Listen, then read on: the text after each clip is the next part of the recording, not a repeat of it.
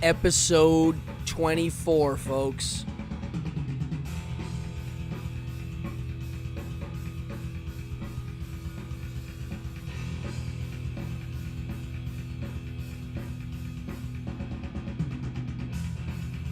Oh yeah, ladies and gentlemen, it's time for the evening hour.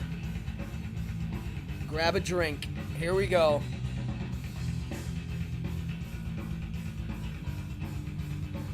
All right.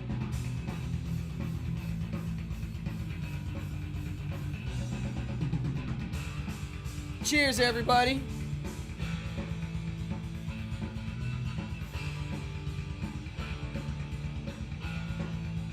All right. Come on in. We got a crowd brewing.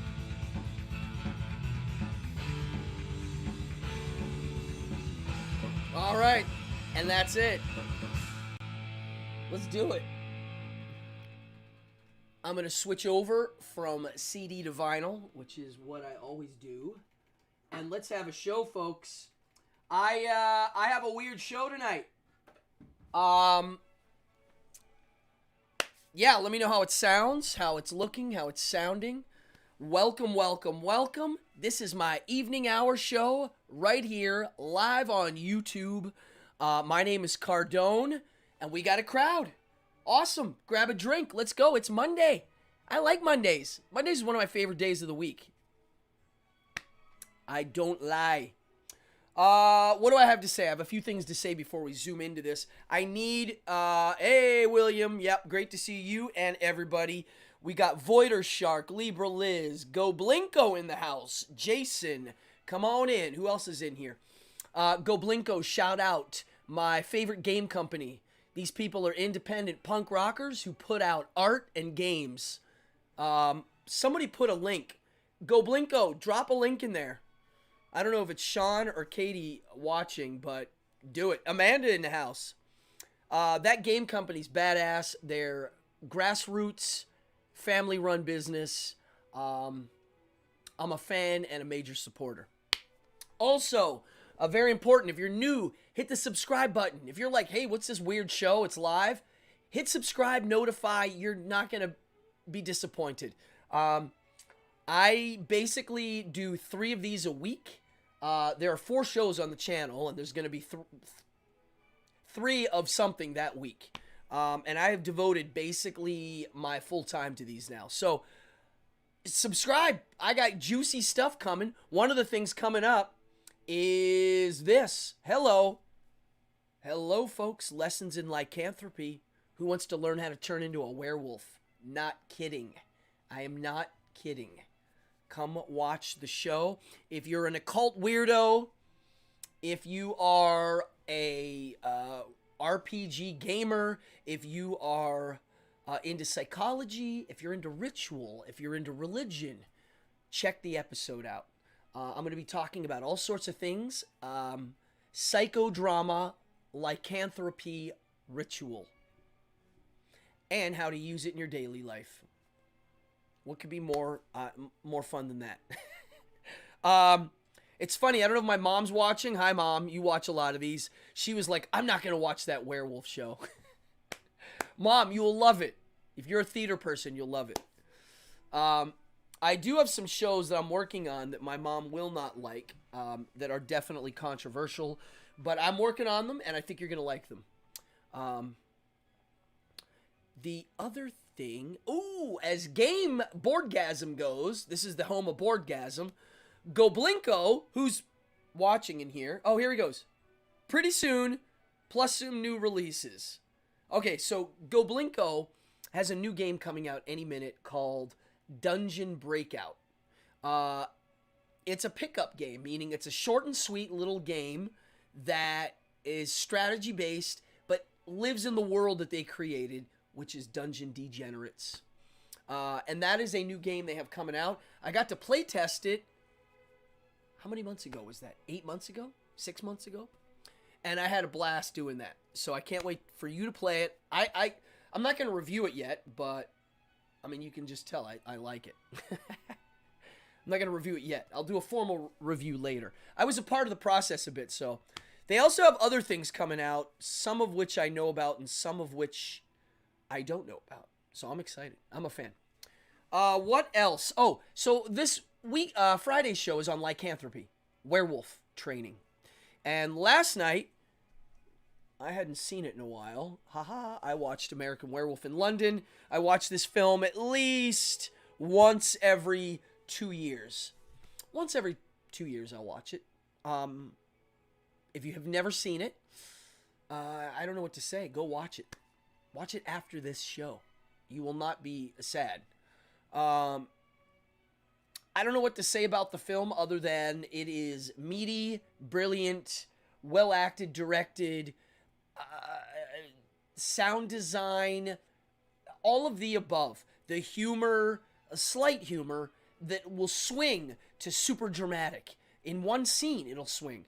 I'm a fan. I think it's a brilliant film. I started to think about other werewolf films I like, and I hit a wall.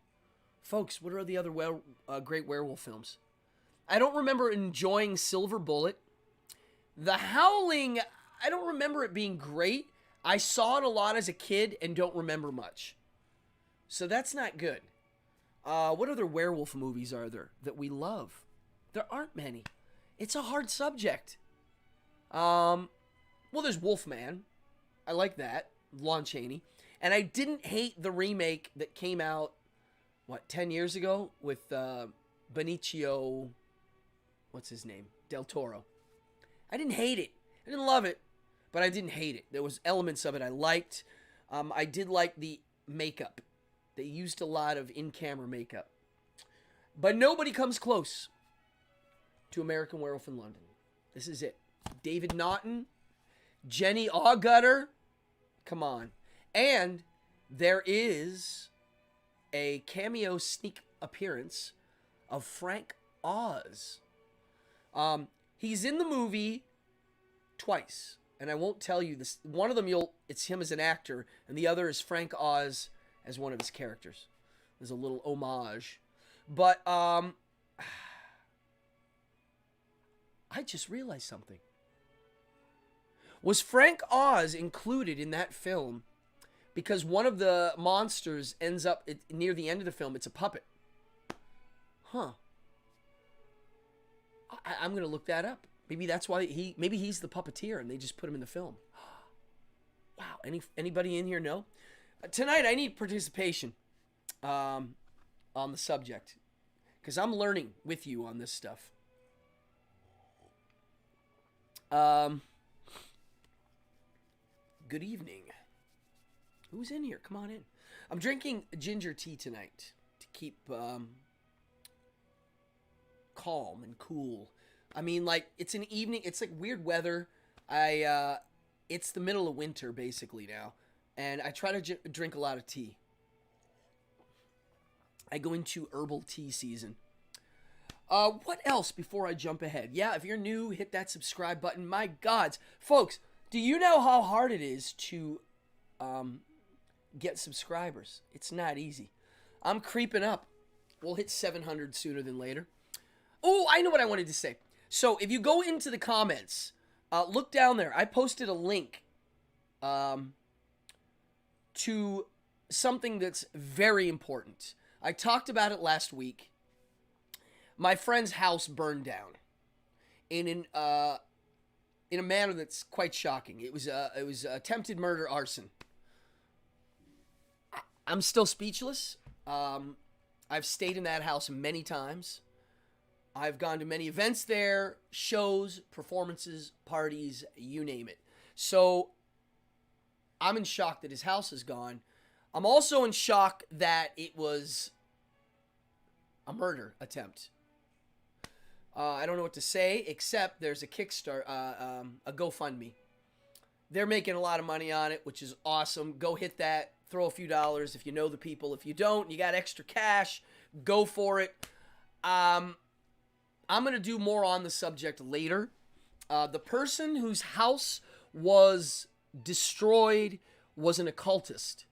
And there's a lot of angry occultists out there who are planning on sending some bad thoughts in one direction.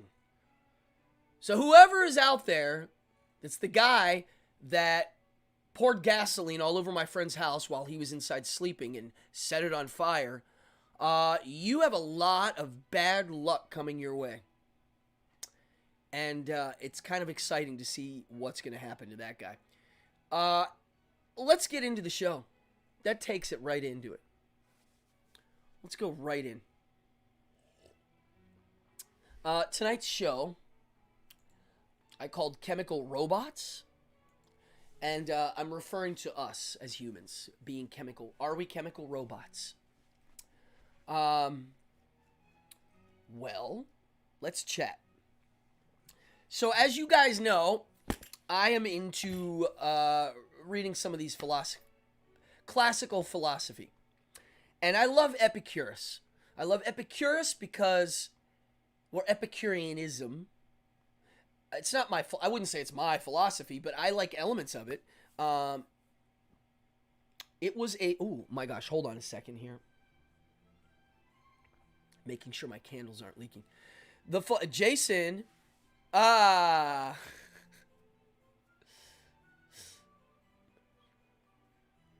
yes, Fallon, love to you. Let's have fun. So, Epicureanism in a nutshell. It's the art of being happy. He basically thought, Epicurus, that the goal in life is pleasure. Not pleasure like just sexual pleasure and a hedonistic, like, but the absence of pain. And he came up with a system of how to get there. He was like, look, every living creature is trying to get away from unpleasant situations. That's what we do. So let's have a formula. Let's weigh it out. Maybe you have to suffer a bit so that the pleasure part comes later. That's up to you to decide. Everybody's different, which is why Epicureanism's hard to sell. It requires effort and work on the person who's trying to do this. They got to figure it out. They got to tool it. They got to figure out what they want, what they like, and how they're going to make the most at getting it, right? It's not hedonism. It's Epicureanism. It's different. Epicurus didn't like hoard food and jam it into his pie hole. He was like, I'm going to eat bread mostly and drink water and get used to it and enjoy the nuance of plain bread. And then when he ate cheese, he was like, cheese, right? So he figured out a weird system to get the most out of these little simple pleasures, which is not what most people think of Epicureanism. He also treated his atheistic religion or atheistic philosophy like a religion. He gave it the religious trappings. And I thought that's kind of cool. It was a practice. It was something he had to work on. And he lived with his followers in his little garden, they called it. It was like a little hangout in Athens. 300 BC, folks. Well, I came across something in Epicureanism today that kind of was like, his take on determinism versus free will. Determinism is fate. All your actions are predetermined. Free will is they're not. You have these choices, and you in that moment you can kind of you can change things, and they're not. It is a free choice. It's up to you. You as an individual can go, I want to go A or B. I'm going to go with B, right? Epicurus thought that good Epicurists believe that some events are determinism. It is fate. Others are chance. And others are in your own hands. So the Epicurists had chaos and chance, predetermined fate, and then the things that were in your own hands. And they thought morality was one of those things that's free and in your hands. And as I'm reading it, I'm like, no way. This is not right. And it comes down to, I found it. Okay, what people don't realize is if you go back and look at these ancient philosophers who said brilliant things, they didn't understand science yet. at least like how we understand it today. I mean, we don't understand it all yet either, but we know a whole heck of a lot more than those guys did, right? So those dudes had theories of what was going on behind the scenes. They thought like, they had concepts about our molecules and our atoms. And Epicurus, let me check this out. He thought, listen to this.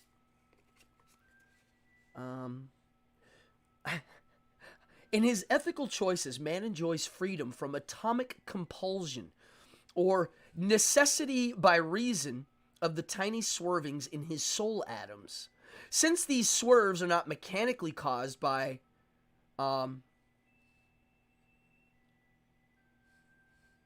I'm not going to keep going this. He doesn't think... Okay, so they thought we had these weird soul atoms. What is that? I don't know. It's they came up with these concepts. And because of how they appeared, it was like it came out of this chaotic thing, which meant you have a free choice. Well, we know now what that stuff is. And now we know that we have a lizard brain, a early mammal, and a higher mammal brain. We know what's going on. And it points to determinism. All of it. Okay, so let's look at morality. If you can prove that if you took a human and you took a little hammer and you went, pop, and you hit him in a certain part of his head, that he immediately started lying, cheating, stealing, and doing what we would consider immoral things, what does that mean? What does that mean on the responsibility of the person that it's happening to? It's like, right there, I can show you that guy's morality, through science, isn't his doing. It's an action that causes... I saw this one thing on... caffeine poisoning causes immoral behavior. What does that mean? It's a fascinating thing to think about. What is morality? Where does it come from? Who's responsible? Okay, so I personally, after looking at this little nuance of how Epicurus thought, I thought, wow, this is weird. Like, from my end, I'd like to think I have free will, but I come to realize we evolved to have the illusion of free will more than the other. It's almost like our entire reality was created to make it look like we have this choice and it matters. Please, thoughts, bring them in. This is a headache subject. So then I'm thinking, okay, let's think of, I think better sometimes when I sit cross-legged. Especially with no shoes. I think better. Let's just think about this. We have a part of our brain that we call the lizard part. It has a real name, but scientists actually even call it that. And that is the 3 F's. The fight, the 4-letter word that starts with an F, and the flee, another 4-letter word. 5-letter, 4-letter, 4-letter. This is the part of our brain that we run all thoughts through first. As soon as we hit an experience, it goes there. Then it goes to the next part of the brain, which is the early mammal, and then maybe it could make it to that, like, contemplative part. But most of us, it stops at the first 2. When I learned this through neuroscience, and I learned it, and I looked at my philosophy books, especially Stoics, who came after Epicurus, I thought, wow, they were accurate. They realized that what we can do is when it gets to that thought in our brain and we react, fight, flee, right? If we go, all right, we're going to do that. If you acknowledge that's going to happen, then it gets to the next part, which is the early mammal. That is are you in my team or are you in that guy's team? To me, that's where racism comes in. Where other bad habits that humans have came into play. Tribalism. You're not me. Go over there. Because it got through the lizard brain part, And then it goes to the analyze it from an early mammal point of view part, which is, are you in my tribe? Will you help me survive? Cool, come on in, right? But it's a quick decision still. It's not a lot thought out. And then if you're lucky, right, it might get to that planning stage where you can really sit and think about it and make a long-term decision. When I realized that this is what was going on, I started to see how people behaved that I knew personally, my family members and stuff. And it's like very clear to see who goes to the Neo part more than who doesn't. Very clear. Most artists use the first two of those three to juice their art.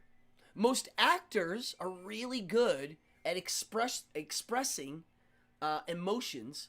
They're really good at letting somebody else's emotions affect theirs and spit it out again. That's what good acting is.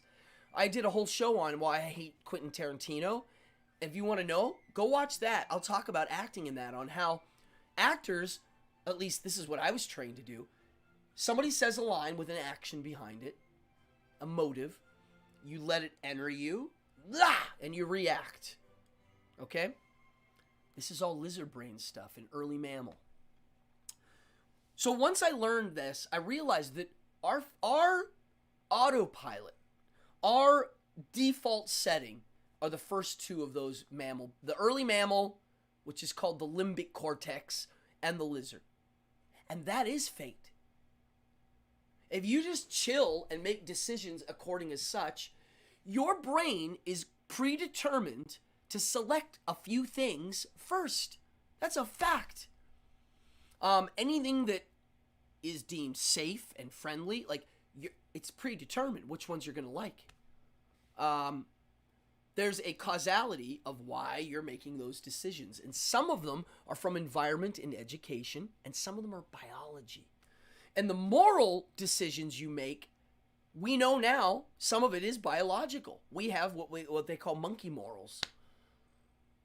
What does this mean? Please, come on in. Tell me. Give me some thoughts on this. Counterbalance this. I don't. I want to hear where we do have a choice and where we do have free will. And here's where I think it lies. To me, I try to relate this to what I think of as real magic. And for instance, you have all of these things happening, and they get to right now. You're watching me live right now. Everything in your life led up to this moment right now. So I take this very seriously. So I take all life and all moments of the day seriously. Everything that we did in our lives led to today. This moment. Now, how can I change the future with free will? What decisions can I make now that truly are free and not predetermined? Well, here's how I look at it. Like magic. Like divination. Like how our dreams can tell us the future. I think that is a form of what Sherlock Holmes would do. And that is, through deduction, you can kind of guess where things are going. Like the weather. And, okay, so there's that. We can kind of guess where things might go. This falls in line with determination. People that can predict the future, maybe they're just good at locking into the determinism philosophy. They're able to read determinism, right? Maybe that's where divination and future prophecy comes from. Look, the internet can predict the future by reading the collective unconscious of the world. That's what that is. So how do we change that? How do we go in a new direction? Well, the thought of wanting to go in a new direction, that's predetermined too. I hate this. Well, okay, so fate. The more I think about this, the more fate is more overwhelming than you would think. What if you're a controlled fater? Meaning fate's happening. Oh, here we go. Okay. Okay. Now we're getting comments. Yay! Amanda says other people's dreams also tell them the future. Well, if somebody else's dreams tell your future, that means their collective subconscious picked up on things that involve you, or somebody else that involved you. Could be that, which is still predetermined. So Fallon says our experience may predetermine our choice. Yes. Tabula rasa. Yeah. So with the right detective, we could. Yes. To me, this is what tarot cards do. This is what all forms of divination are. They're tools to tap into this fact that everything basically has a start.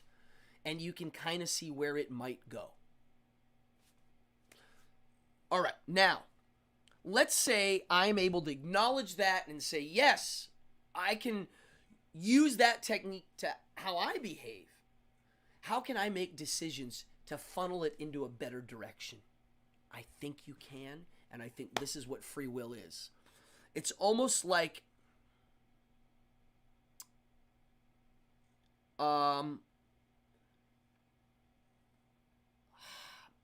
what's a good analogy? I'm trying to think of a weather analogy, because I like the weather as a good analogy of what this is. Like, through science and planning and stuff, we can predict the weather. It's not perfect.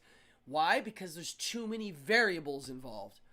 But the fact that we can data collect now like nothing else, we're getting better at it, which is what the internet's doing too. What if I'm able to take in it all, take everything in, and say, okay, I normally make these decisions because of my upbringing, my biology. I understand it.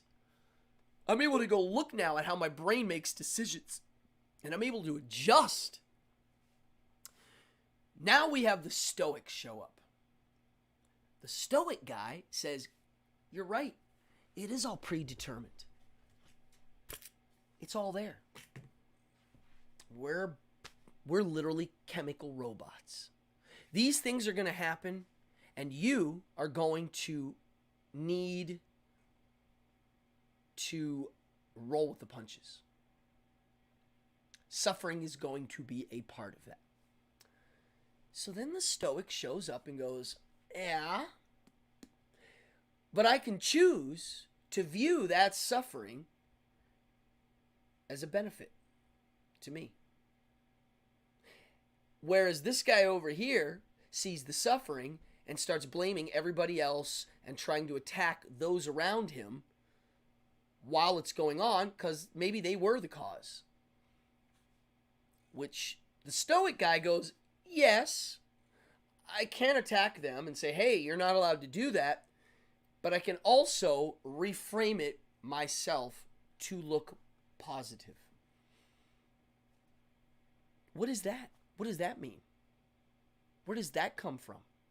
Why does this guy choose to do that and want to do it and the other guy doesn't?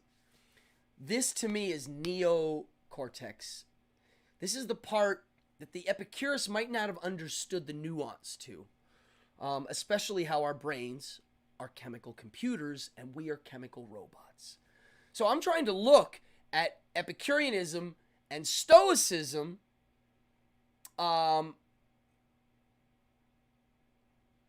through the eyes of someone who understands neuroscience now, and understands and knows when I'm mad what's going on. I know what's going on. I'm literally, it's hitting my chemical, my my lizard brain, and my reaction is to let the emotion out immediately. I let it out. I don't stop and think about that emotion. And I have adrenaline running through my system. Now, if I get angry, the first thing I do is notice the adrenaline. I'll go, wow, I just felt it flood my body. As soon as that happens, the reversal starts. It starts to go the other way. It's a little trick I learned. If you're ever having a panic attack, the first thing you do is go, I'm having a panic attack, and start talking about what it feels like. Who was I talking to the other day about? and I'm going to get into this on Friday. Whenever you have a traumatic past event, if you stop and think about it, I get a feeling up in here. Some people get a feeling low, like, oh. For me, it's up here. And I literally physically feel it. The chemicals rush, I feel it. I know what's going on now. So I'm able to let it happen, calm, and now from my new mammal brain, try to assess what's going on and make the correct decision. And this is where my free will part kicks in. I think this is what the Epicurists were trying to say, but didn't have the, 300-400 years of more thought on philosophy and neuroscience. Throw me out here if I'm in a wrong direction. If I've made some blunders in my logic, tell me. I want to know. This is what I'm doing.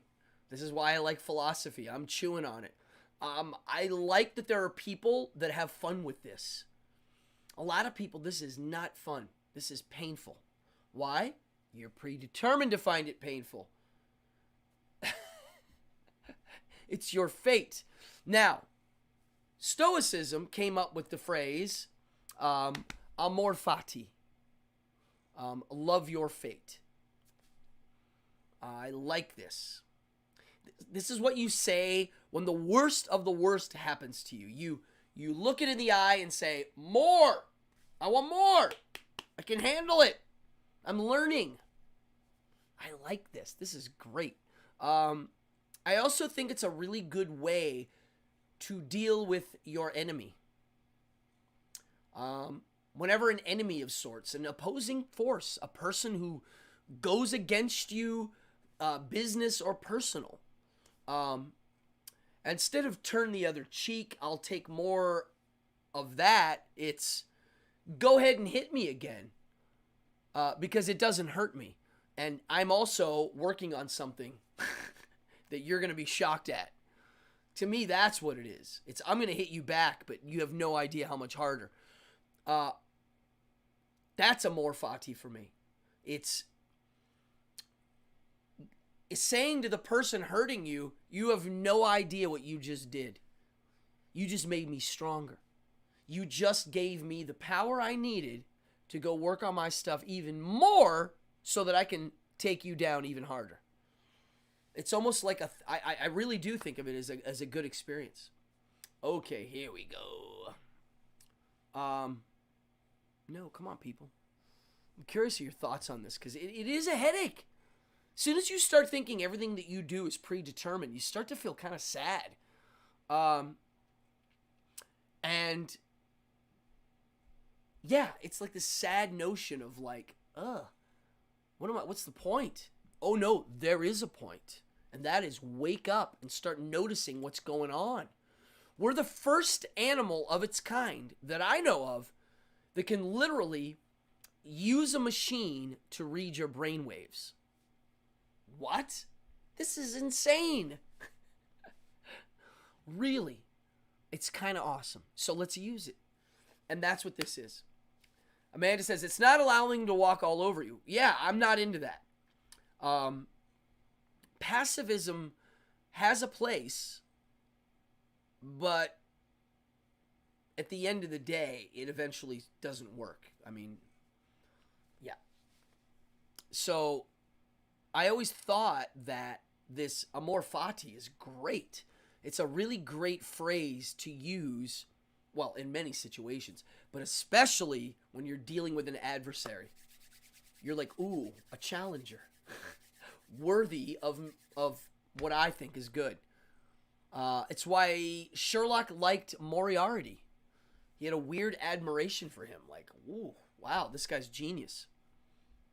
Ah, yes, Goblinko says it. Our brain protects us from thinking too much. Ah, it's horrible, but it's true. Yeah. It's why when I get mad at humanity, I just go, what do you expect? We're chemical robots. We evolved to do this. all the woes of the world, if you look at them, we evolved to do. Which is interesting because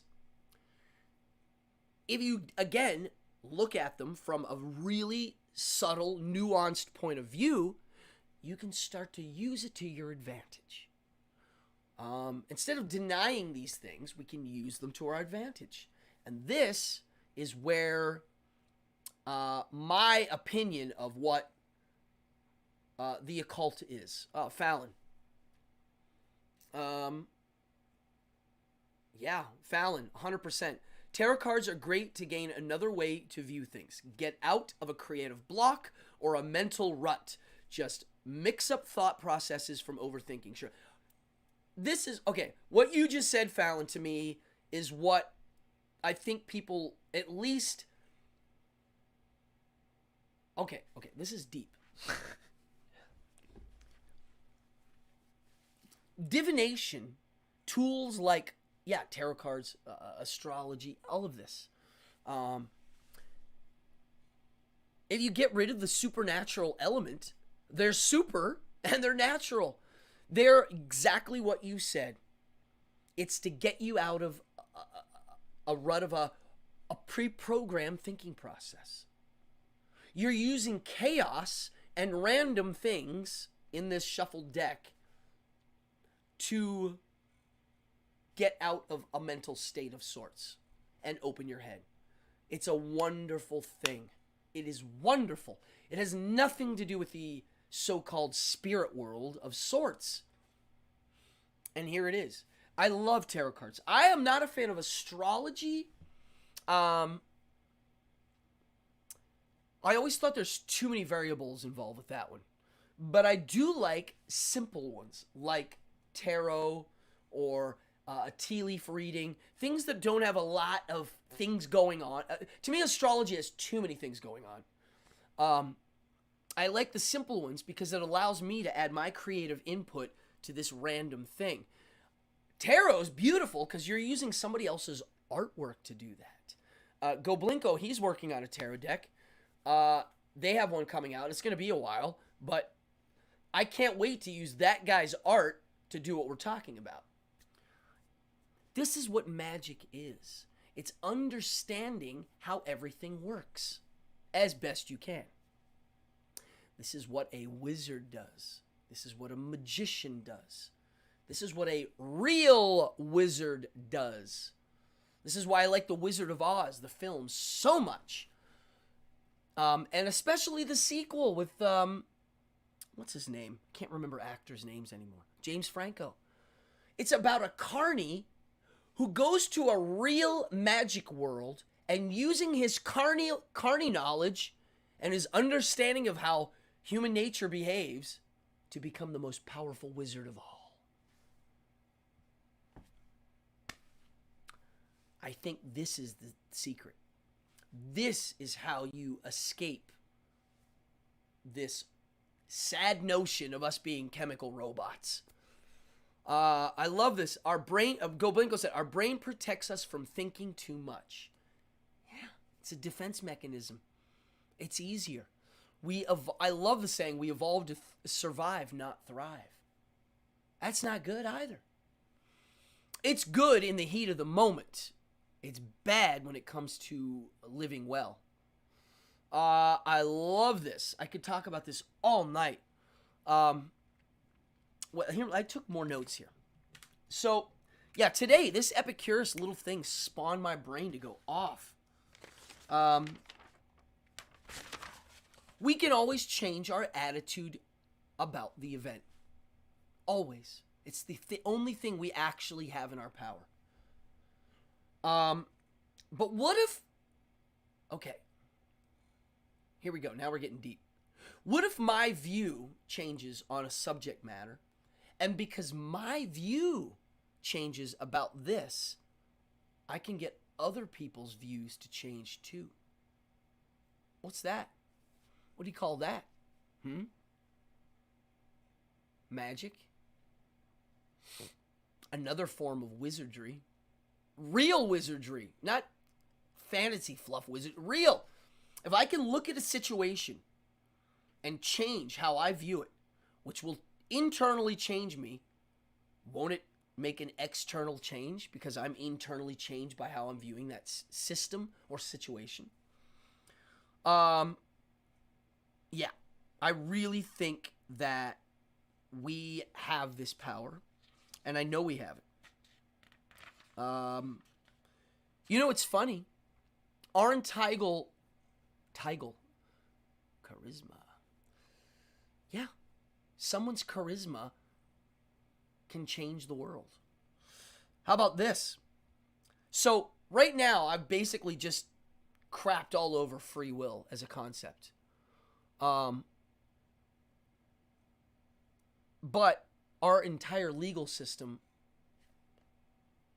uses that as the model to serve punishment. So, yeah, this is where there's a gray area in morality and judgment. You can say someone's actions were caused by their parents' treatment of them, society's treatment of them, brain damage, a birth defect caused them to behave bad. Well, what does that mean? How do you punish that person then? I don't know. It gets gray. At what point is the person responsible? Oh, they are, for sure. But at what point? I always thought if I had some... Like, okay, let's take a perversion of sorts that's considered bad on all boards. Like, you know, pedophilia or something, right? A horrible subject, right? If someone has that as a natural tendency, like they were born that way, right? It's brain damage. I have seen people defend them publicly online. People, it's actually part of an identity politic movement. It's like, hey, they were born that way. It's wrong, but we have to be a little bit sympathetic to that. I've seen this as a debate. I don't know what to say, but it's kind of weird. What does that mean? So how I look at it is this. Now, I don't have anything wrong with me that I ever had to run to the doctors and be like, look, I have this crazy thought. Please help me. I have a friend whose dad worked in the New York City hospital system, and he was telling us how people have died by going in the sewer system because it's a fetish for them to smell the fumes. It's a sexual fetish. They would go in the New York City sewers and wallow in it because it made them. Now, if I had that as my own thing, I would go to the doctors and be like, yo, doc, there's this thing that I feel compelled to do. I know it's not healthy for me. Please, can you help me with this one? Right? It's my responsibility to go not, to get help with that. And I would do the same if I had pedophilic thoughts. Is that a word? Pedophilic. It's horrible. I hate even saying the word. If I had that, I would go get help. I'd be like, doctor, I need help. This isn't good. So I always thought a solution to that as a societal problem is to make it easy for them to get help. Don't make it non-taboo for that guy to call his doctor and say, hey, this is a little weird. My brain's doing this. But yeah, our legal system is based on the notion that you are always responsible for your actions. Now, I'm sure in the court of law, yes, there are cases where you can prove someone was brainwashed to do something. Yes, you can. But someone born with brain damage or a flaw in how their mind works, I don't know about that one. It's tricky. In the court of law, that's a tricky one. Thoughts, folks. Come on. Give it to me. Here we go. Compatibilism. What's compatibilism? I'm going to end with this. So there's some philosophers, Hume, Hobbes, some of the modern guys. They came up with a way both could exist. They called it compatibilism. That they are compatible with each other. Which is kind of what I'm saying, but not really, I guess. If determinism is true, everything has something that caused it, which I kind of think is real, right? If you think about the ocean moving, every time it moves like that in one section, that was predetermined. because the other part did that. It's always determined, right? Everything's coming from, there's nothing that just, and then you have quantum physics.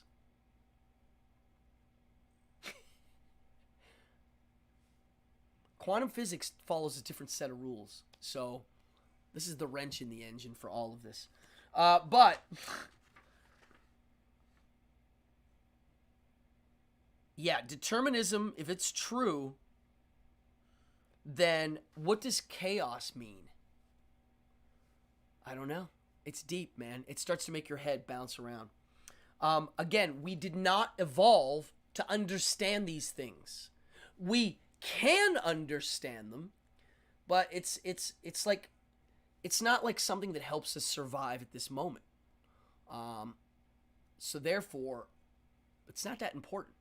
To live a normal life, to live, have children, and die, and make money, you don't need to understand this concept at all. You can run on the default, which is your lizard and your limbic cortex. You can be fine. You don't need it. So does that mean we will stop using our neocortex? Maybe that's the chain of events that is about to happen. This is where it's pushing towards. Now, my son had an interesting theory that the populace, the world, is evolving to accept communistic things.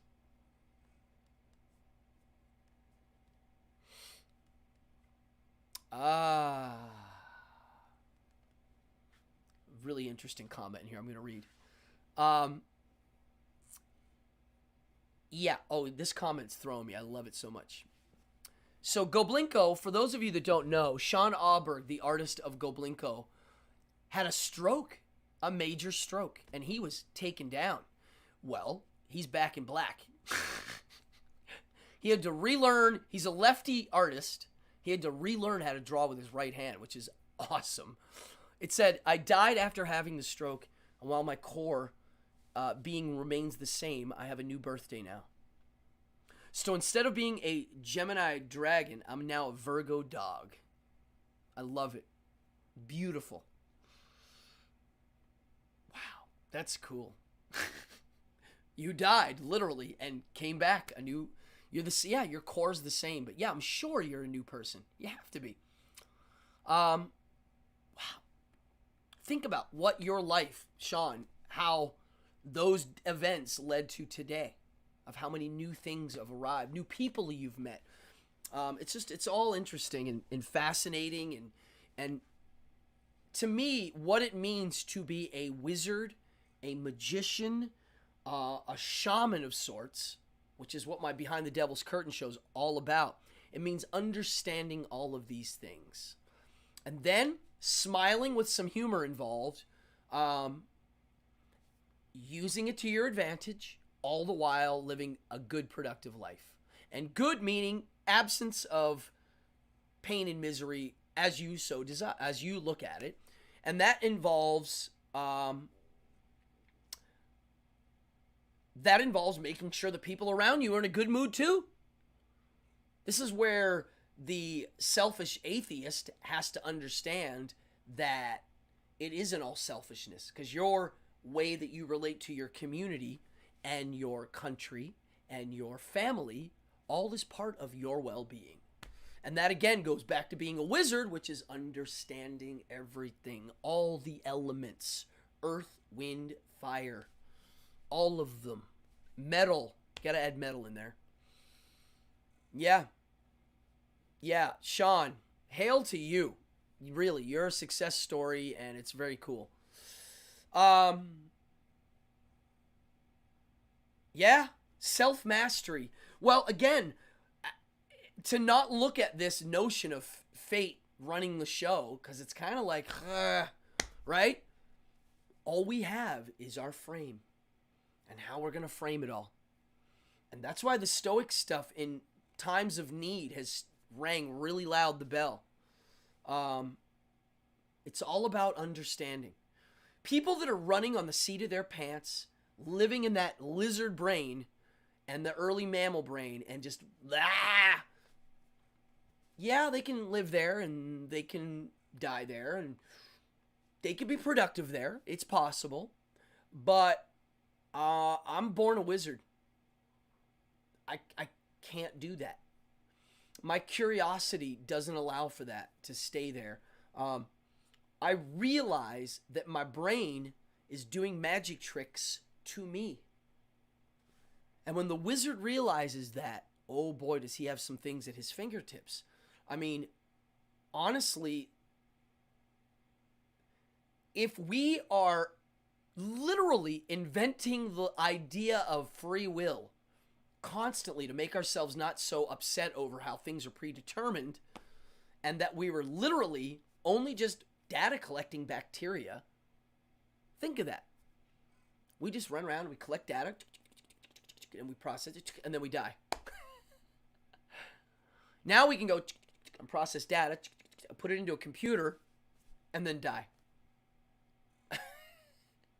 It's kind of like, oh, that's it? No, it's not it. And I know it's not it because every single one of my weird little wishes that I made as a child came true. So for whatever that's worth, I don't know. When I was a little kid, I looked at Joey Ramone as the living incarnate of all things good and new and wonderful. The Ramones opened the door to a world of acceptance at being a weirdo and being able to express yourself however you want. That's what the Ramones meant to me in punk rock. And my dream was to meet and hang out with Joey Ramone. That came true. Why? Well, I did what we're talking about now. I understood as much as I could, and I made sure that I framed it all in a positive way so that I made better decisions. And it got me my wishes to come true. A wizard noticing self mind games. Yeah. It's called hacking God. That's it. That was my episode. Hacking God is what it is. It's like we have to realize we're tricking ourselves. Okay, so here's something interesting. It's something that you learn in like a rehab AA situation, right? Which I think this is really great for any drug addict type, is you as an alcoholic, drug addict, gambling addict, sex addict, you're tricking yourself all day. You're doing this game where you're justifying your actions constantly.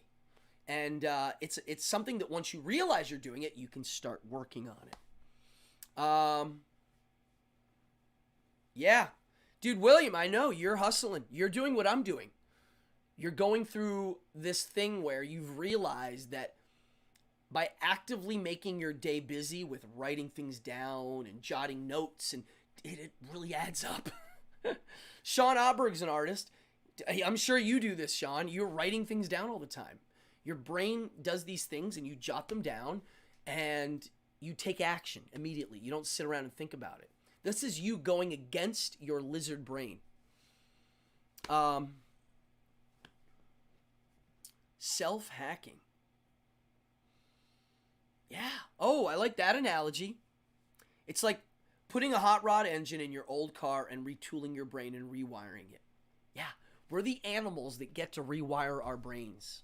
We get to do it. We got far, on this like lizard brain. Hey, it works. It gets you to survive. That little process works. Fight or flee. Right? Now, if you understand what's going on, you win. I did, Silly, you should rewatch this episode when you get in here. These are the episodes I like, because I don't have a big plan on them. I kind of jot down a few notes, but I kind of let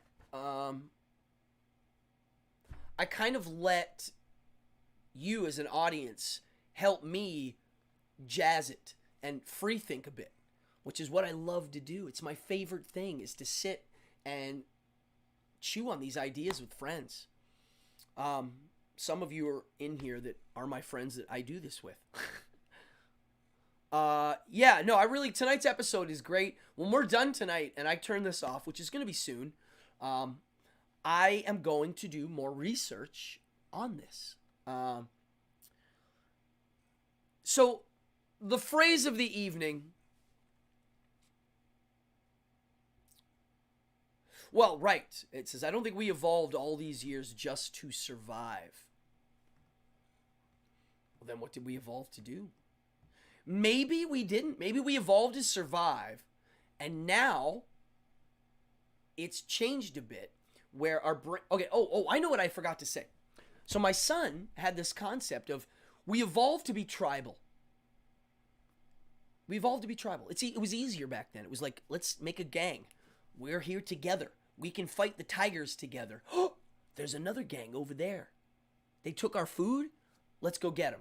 So being in that group, that tribe, whatever it was that made you a group, whether it be skin color or you all pierced your ears or whatever, it gave you some sort of something that let you survive better. Now we know that backfires. Tribalism's bad. It causes racism. It causes a religion war in Ireland, the Protestants versus the Catholics, whatever. Maybe now we're evolving, my son said, to be more communistic. Now, I personally think communism is good in small groups, but bad in a large situation. But he's like, yeah, but I think people are going to start, as a group, people that tend to lean towards safety over freedom because of how the world works now, which means evolutionary wise, the people that believe in individualism aren't going to be they're not going to be having as many babies maybe. The other people will, and that'll be the idea. We'll evolve to be communistic. Now, what Amanda said is evolve to survive. Well, maybe we're evolving now to glorify our own ego. Maybe it's changed. It's hard to see it because we're right in the middle of it. I mean, we're always evolving. That's why when you see creationists debate evolutionary biologists, they'll go, show me the transitions. It's like, you're transition. Everything is. So I don't know. I don't think we evolved to do anything. I think the fact that the fail-safe switch is survive right away says what happened. Early man was survive, survive, survive. The next brain is limbic cortex, which is tribe, nurture. The tribe, the baby, nurture. Mammals do it. And the next one is the let's plan, let's build buildings and farms and create a stock market. That's the last. Wow. God, my head's going to explode. I don't know what else to say, but if you guys had fun tonight, hit the subscribe button. I do take donations. All of them are good. None of them are fine. Right now, I'm working on getting a camera, and I'm working more. What's more important, there's the donation thing, streamlabs.com/Adam Cardone. When I get to 1,000 subscribers, donating becomes easier, which is why I keep going, get that subscription up. It used to be easier to get subscribers. They've made it hard. And I'm into a challenge. I'm not going to give up so easily, and I will stick to it. If it takes a year to get to 1,000, I'll still be here. I really enjoy this from juice in my own brain.